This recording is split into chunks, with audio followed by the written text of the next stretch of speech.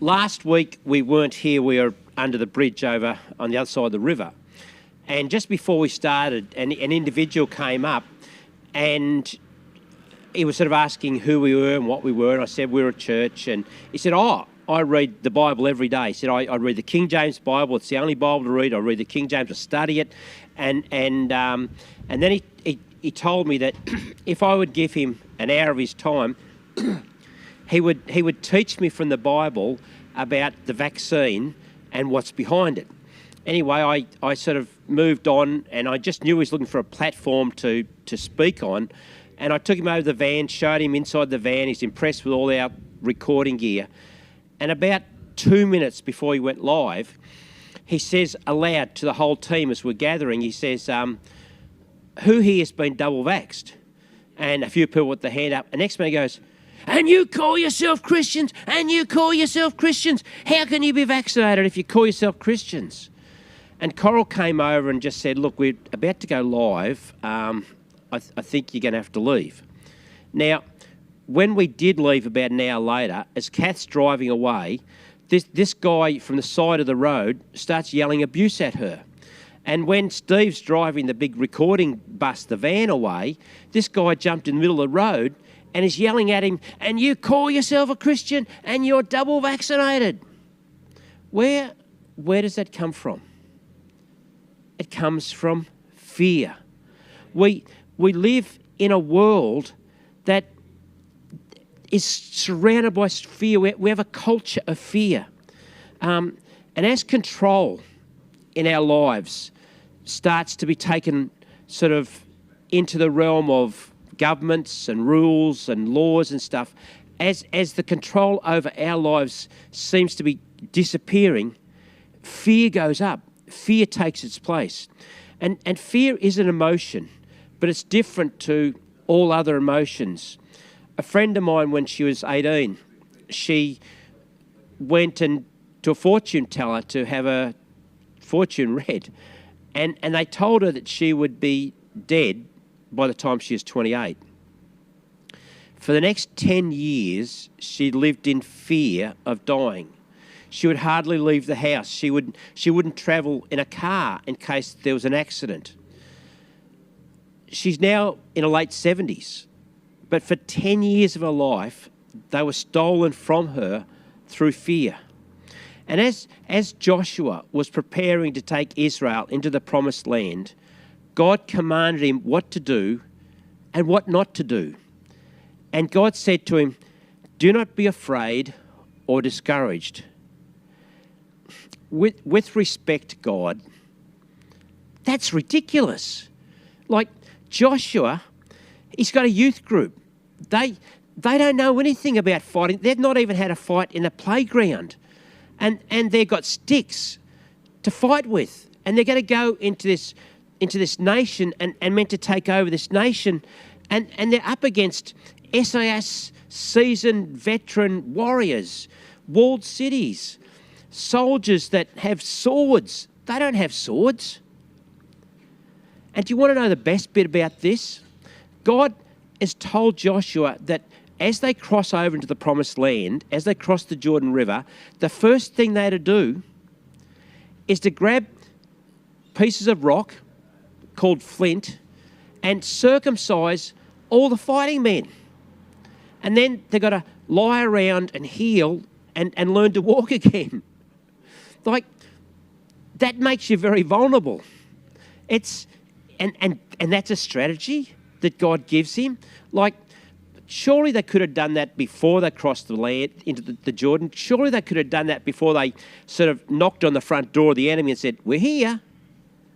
And in this situation, God says to Joshua, do not be afraid and do not be discouraged.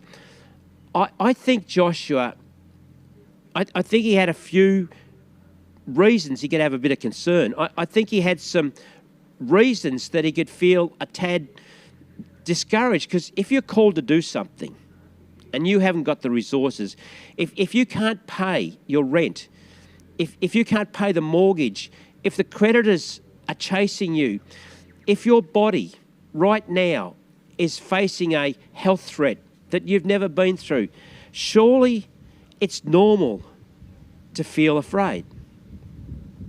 But God didn't say that Joshua couldn't feel afraid, that he couldn't feel discouraged. He said to Joshua, I don't want you to be afraid. I don't want you to be discouraged. It's different. It's really different. If you have ever had a child in your life or a friend hide behind a door, behind a couch and jump out and frighten you, right? That's different to living frightened. That fright, you feel it, but it goes. It doesn't stay. It doesn't affect the rest of your day, the rest of your week. And the problem with being a flawed human being is that our go-to place when things are out of our control, when circumstances are uncertain, we go to fear. We go to discouragement. And God is telling Josh, the real enemy is not the walled cities. It's not the people in power in this promised land. It's not even another person. It's not even a circumstance. Now, if you don't know this, and I want you to hear this, please. If you don't know this, what God's telling Josh, you'll spend the rest of your life, you'll spend years of your life fighting wrong things. And God's saying, He's saying, there is a fight. And what I want you to fight is the fear within you, the discouragement that you could feel. The real battle is not external. It's internal. Now, to understand why God thinks that fear is such a big deal, you've got to go back 40 years in Josh's life. And Moses is leading the nation of Israel, and they're ready to enter the promised land. And he sends 12 spies to go in, and he says, give me an honest, warts and all, give me an honest assessment of what you see.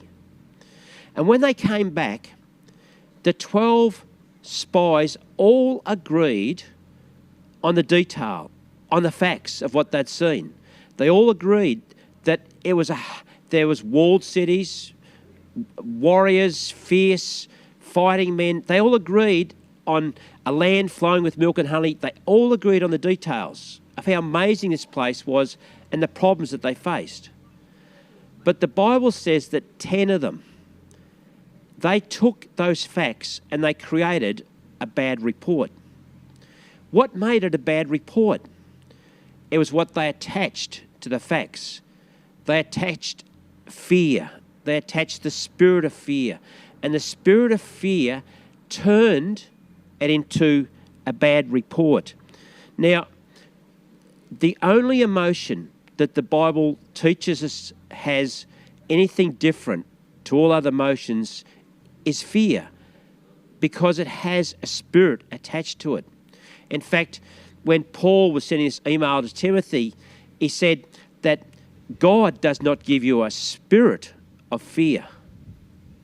See, the spirit of fear comes from the enemy, and that's why it's contagious. That's why it spreads like a virus amongst people. There are only 10 spies that started a bad report, but they were leaders. They were people of influence, and their influence, their fear, got on to 1.5 million people. And 1.5 million people died in the desert and never entered the promised land as God intended. Only Joshua and Caleb got to walk into the promised land. And God says about Caleb that he had a different spirit in him because he didn't have the spirit of fear. And those two, they took the same facts and said, yep, it's going to be tough, but we can do this because God is with us. And then they said to the people, do not fear them. Do not fear the enemy. God is with us. Fear, though, won over faith. I don't know if you've ever sat down with someone that has real regrets in their life, and they talk about the pain and the anguish of the regret that they carry. and you can feel their pain, you can empathise with them, you can feel it, but you'll walk away and regret will not be attached to you because it doesn't have a spirit. But I've sat down on my computer or looked at my phone, and I've had many social media posts sent to me from various people from all different backgrounds, and as I sometimes look at these, almost instantly as I open it up, as I start to watch, as I start to listen, fear grabs me. It's not the information, there's a spirit attached to it. It's actually a bad report because it has the wrong spirit attached to it. It's a spirit of fear. Now, last week we looked at two different people, their lives. We looked at Peter and Judas and how they handled regret, and how for Judas that ended in death, and for Peter it took him to a new place, a new future, a new hope. It took him to a place where God gave him a purpose for the rest of his life. But when Jesus was talking to him, he said, Peter, if you're going to follow me, this is what's going to happen. There's going to come a day when people are going to take your hands and tie them and bind your hands, and they're going to lead you where you don't want to go. And you're going to suffer this cruel, barbaric death, and it's going to be against your will. It's going to be outside of your control. Now, that sounds like a bad report, but it wasn't. Jesus was telling him, this is the cost of following me, and it wasn't a bad report because it didn't have a spirit of fear attached to it.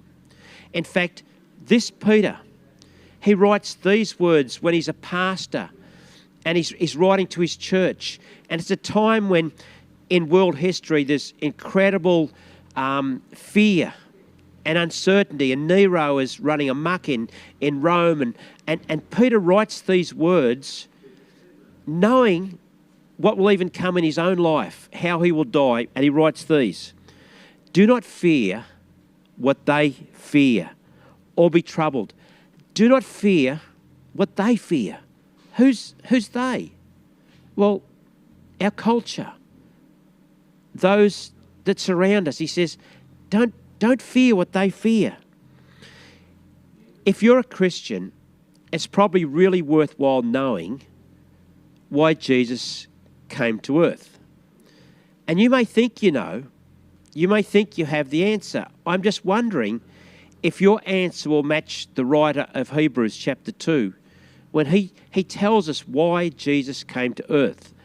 And he begins by saying this: because God's children are human beings, that's you and I, right? Made of flesh and blood, the Son, Jesus, he became flesh and blood as well. For only as a human being could he die. And only by dying could he break the power of the devil, who had the power of death. That's the background, right? That's the mechanics of what Jesus did. But here's the why. Here's the purpose. Here's the goal that he did all this for. And this is what it comes and says next. It says, to free those who all their lives were held in slavery by their fear of death. To set people free from a lifetime of being held captive, of being bound and controlled by this fear of death. Jesus came to free us from fear. There's no mention of a ticket to heaven in that verse. That sort of comes with a package deal, right? But he came to set us free from fear. I have a question for you. What's the opposite to fear? I did a Google search and I couldn't find really any good answers, because courage is not it. One thing says acceptance, and that's not it. And the Oxford language said calmness. Well, that's a pathetic answer. I want to tell you what the opposite of fear is. And I'm going to give you a hint. It has 4 letters, ends in E, and does not start in L. It's hope. When Peter says, Do not fear what those fear, what those people around you, what they're fearing. Don't fear that. He says the opposite of that is hope. And he goes on, be ready at all times to answer anyone who asks you to explain the hope you have in you. We're called to be a people of hope in a culture of fear. That's what God has for us in our lives, the hallmark, what's stamped upon us, to be known as a people of hope in a culture of fear. When COVID first started appearing in Australia, my brother Ken was already arranged to go to South Africa. 5 pastors from the church at Berwick there, Church of Christ, were going to South Africa to a conference and then on to this safari park, this resort, where they were isolated from internets and phones and stuff. And when they left, there was not one case of COVID in all of South Africa. And after 2 weeks in South Africa, just near the end of that period, word started filtering through from Australia that supermarket shelves were being emptied, and there was panic, and the Australian government was about to close the borders, and they had to get back straight away, and they got all these messages of fear, and they literally jumped on the last plane out of South Africa, went back via Dubai and back to Australia. But the morning after they got all this news from Australia, fear had started to grab Ken's heart. And he told me that he sat down that morning and he just started praying and asking God to help him. And in that moment, he felt that God said to him, whispered something, and this is what he heard God say: go from defence to offence. And Ken knew that meant that he had to stop being reactionary, but to be proactive, to actually see that his family would be okay, the church would be okay, that this season that was going on would give new opportunities, new possibilities. And from that day till now, fear has never come back on him. Ken has lived in hope. They've initiated some incredible stuff in their live streaming and through social media, and it's been a really incredible time. It's been hard, really hard at times, but hope has stayed. See, hope is this, it's this confident expectation of good. It's a confidence that's based in reality, in a foundation of God, and it's not just wishful thinking. It's not saying, I hope the wind doesn't come blowing through here too loud, or the sun comes out today. It's a substance that's based on something. And that's for you and I, to be a people of hope in this culture of fear. Last Thursday morning, just a couple of mornings ago, I'm sitting high up in a mountain. I've been harassing deer the night before. It's 6 o'clock, the sun's just coming up, and I had phone reception where I was. And my mates were asleep in their swags, and I'm trying to prepare for today. And I'm going back over these verses out of 1 Peter chapter 3 that Peter, he says, have no part in their fear and do not be troubled. And I'm just looking through different translations, and I found this one. It says, don't fear what others fear, don't be afraid. And as I'm looking at this, I noticed there's a little verse with brackets around it, Isaiah 8, verse 12. And obviously, what Peter's saying is a quotation out of Isaiah, out of the Old Testament. I didn't know that. And so I looked up what Isaiah 8, verse 12 says. And I was shocked. I wasn't looking for this. I wasn't expecting this. It's just there, and I'm thinking, is this really in my Bible? Really? And this is what it says. Don't call everything a conspiracy like they do. And don't live in dread of what frightens them. I couldn't believe this said it, because, and then I looked up this word conspiracy, and it means what you think it means. And then I looked at 28 different translations of this verse, and out of 28 translations, 20 use the word conspiracy. The King James uses the word confederacy, but the New King James, conspiracy. The Passion Translation says, don't believe their every conspiracy rumour, and don't fear what they fear. And in the context of that verse, God is saying that not fearing begins with not taking on the cultural beliefs that is being shared, of passing on rumours of conspiracy, of not getting caught up in a belief system that can't change anything and gives birth to fear. Now, there was a couple of translations that didn't have the word conspiracy. They had the word rebellion. And one of them says, you shall not speak rebellion as these people speak rebellion. See, as fear rises, the desire to wrestle back control, it goes through the roof. And we want to rebel against the control that we are feeling. If you take that to extreme, that's where you see the violence that's taken place on the streets of Melbourne. So, what's the antidote? What's the solution? How do we move from fear to hope? How do you become someone that people will go to because they know you're a person of hope and they want to hear why you feel hope when everyone else around you doesn't? How do we get to be that person? Well, Isaiah, in that same chapter, in the next verse, he tells us, he says this, make the Lord of heaven's armies holy in your life. He is the one you should fear. He is, and that word fear is a reverence. It's not the same as I'm terrified, right? And he's the one who should make you tremble. Peter, in the New Testament, he puts it this way. He says, do not fear what they fear. Do not be frightened, and here's the solution. Here's the answer. In your hearts, set apart Christ as Lord. It's all about spaces, places, and faces. In your life, inside every human being, there's a space. And inside that space, there's a chair. Well, it's probably better described as a throne. It's a place that God is meant to occupy.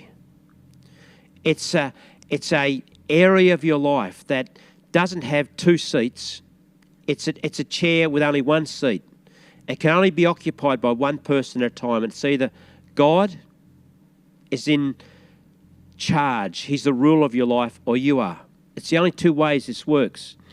And we live in this self-exalting culture. It's the way we do life in our communities.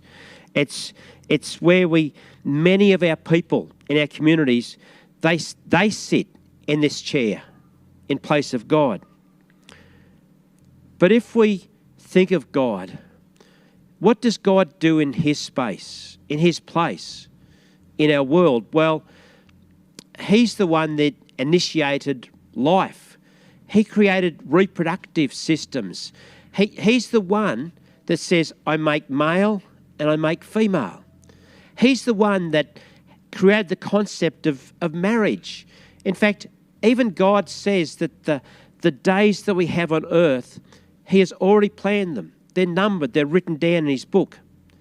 So what does a self-exalting world do when we put ourselves in that seat in our life? We want to be the one who determines which child is born and which child is aborted. In fact, only today they announced that Medicare will now pay up to $4,000 for people to get hereditary health checks to know if you've got any hereditary genetic diseases that could be, if you have a child, the child could be born with this. So you can now get tested so that you can choose if this child lives or dies, whether it's given birth to or not. We we've decided whether we want to be male or female or no gender at all. We want to say what marriage is and who can be married and who marriage is for. We want to legalise the timing of our death, the circumstances of our death. Here's the problem. If you are the one sitting in that place, in that space in your life where only God is meant to be, you are the one that's in control. And when things start to go out of control, because control is an illusion, we can't control stuff, can we? We really can't. We can control tiny little bit in our world. But as soon as control starts to slip away, fear rises up within us. And that is a significant problem. And if you feel fear in your life, in any area, it's proof that God is not on the throne of that area of your life. And that goes for Christians, it goes for non-Christians. And if Jesus is occupying his space, his place in your life, fear of death will have no hold of you. I was going from Sydney to the Whitsundays on a diving trip with Jeff and the boys and stuff. And as we took off, it was really obvious the lady beside me was terrified of flying in a plane. The takeoff was just enough for her. She was gone. She was really stressed, right? And I just turned to her and I said, look, it's okay. This plane is not going to crash. It can't. Because I'm here, right? And she's looking at me like I'm weird. And I explained to her, see, I'm a Christian. And God has a purpose for my life, and it's not yet finished. This plane can't crash because I'm here. It's your lucky day. I'm with you. You're fine. You're okay. Well, she actually relaxed. And I don't think she thought I was that weird at the end anyway. We had a good conversation on the way to the Whitsundays. But when I left Sydney to come back here to Bairnsdale to start Red Gum, God said something to me at the time that I felt it was like ugly. It was, God, I don't want to hear that. And this is what I felt God say to me. Coming back here, starting Red Gum, I would only be the interim pastor. And I'm going, I'm not an interim anything, God. And I was offended by that. But I really felt God say to me, my life's work will not be completed until not only have we started Red Gum and established Red Gum, but that there's been a transition to another generation of leadership. And I know that my life's work is not completed till that happens. And because of that, I know that I can't die today. I can't die tomorrow. I have no fear of death. My life will not end until I've completed God's mission that he has for me. That's it. And that gives you such a hope for tomorrow, for the future. Nothing can mess with you when you're in that place. There is no fear in my life. I'm a person of hope. I want to finish with this. Last week, I told you about Kylie losing her wallet and finding it again. But she rang me yesterday morning and she said, Lex, I've got devastating news. My partner, your friend David, has just suddenly died. And I'm going, no, Kylie, no. That can't be true. No, Kylie. And she's saying, yes, it's true. And last night I spoke to Kylie and she wanted me to share something with you. And it's a photo of her and David. And it took place in Sydney just before we left to come here. And I just baptised them both and we'd given them their little baptism certificates. And that's when the photo was taken. But see, David has been watching Red Gum every week. And Red Gum has become family to him. You've become family to him. And when I got home last Sunday, we'd had a big day. We had some stuff at Cooler and going on and that. And I'd missed a couple of phone calls from him. But I had a message. And I normally, when I listen to a message, I just delete it.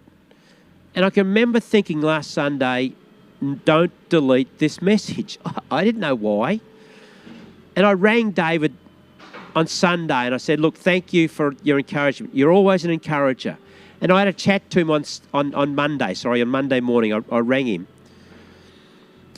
And yesterday, he died.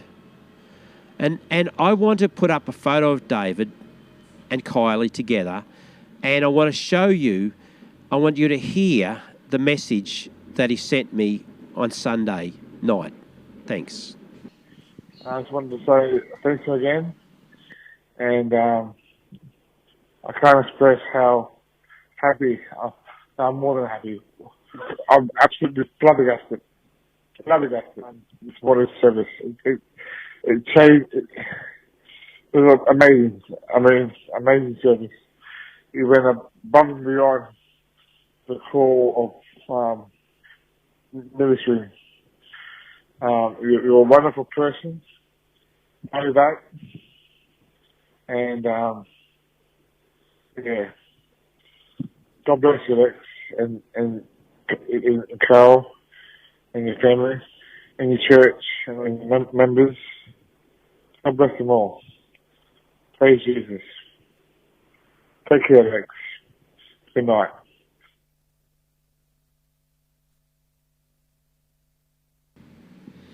I'm so thankful that I didn't delete that message, that I could share it with you. See, David was 44 years of age, and I first met him in a shopping centre after he just asked Jesus into his life. And I know that in the years since then, I have been a faithful friend, mentor, and pastor to him. And he's been a friend to me. And the reason that David came to me and has allowed me to have the privilege of getting to know him and his life and his family is because I've been a person of hope in a culture of fear. And at times when fear has gripped his life, I've been able to show him how Jesus can help him and change all that. And see, the days of our life are numbered. And David records this in Psalm 139. He says, all the days ordained for me were written in your book before one of them came to pass. And as I was thinking about how short David's life has been, I was thinking of my dad. And Dad was facing death. His heart was dramatically enlarged. His lungs were full of fluid. He'd been kept basically in a chair for 6 months, and it was Christmas time. And we knew that Dad would only last maybe a few weeks. And he sat there with all the family gathered this Christmas, and he said, God has not finished with me yet. There's more things that he has for me. There's more preaching he has for me to do. And I went home that Christmas night, and I said to my two girls, they were young at the time, I said, that's what Granddad wants. That's what he'd like to have happen, but it's not going to happen. He will not be here next Christmas. And I had to apologise to them because I got it wrong. And he heard from God. He heard from God, and it was at least 15 years later, and I'm sitting on his bed, and then it's the night before he would die. And he looked at me and said, son, this is my last night on earth. But there's no fear in that. There was a joy of going to be with Jesus. And it was his last night on this earth. And at his funeral, we took a CD, a DVD that had been recorded of him preaching at Berwick Church of Christ when 500 people stood to their feet and applauded him. He'd never preached to that many people in his life. First time he'd ever got a standing ovation. And that 15 years earlier, when he was at the end of everything, physically, he said, God has more for me, and he had it heard right from God. And see, you have no fear over death when Jesus sits in that place, that space that only God can occupy. This body that I'm in, it's just a tent, and it will be gone one day. But see, it's not so important. It doesn't matter really what you do in life, it's what you put into motion. And I know that my life has already put into motion God encounters. God's used me to change people's lives, like David. And I'm ever thankful. I have no regrets. There's no fear. I'm a person of hope in a culture of fear. And that's why you're watching now. Thank you for being part of today. Thank you for being open to hearing God's truths and his ways, because it changes us.